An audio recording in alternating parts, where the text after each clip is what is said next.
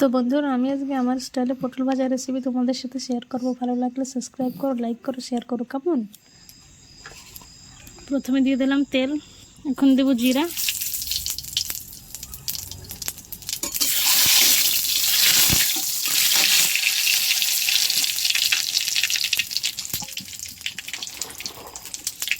এখন ধুয়ে রাখা পটলগুলো দিয়ে দেব।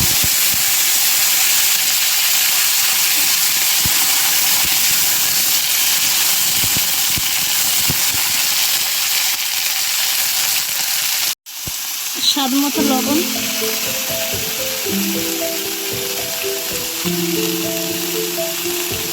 লঙ্কা গুঁড়ো,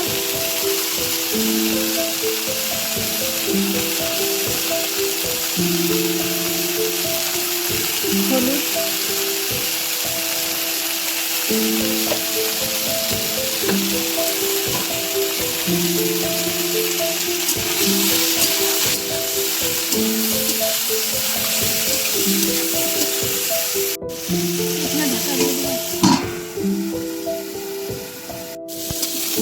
তো বন্ধুরা, দেখতে পাচ্ছ যে আমার পটল প্রায় 80% ভাজা হয়ে গেছে। তো তখন এই পেঁয়াজ বাটাটা দিয়ে দিতে হবে।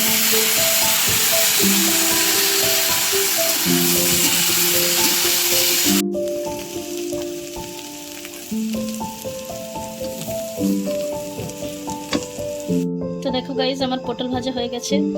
কত সুন্দর কালার আসছে, সুন্দর, খেতেও খুব ভালো লাগবে।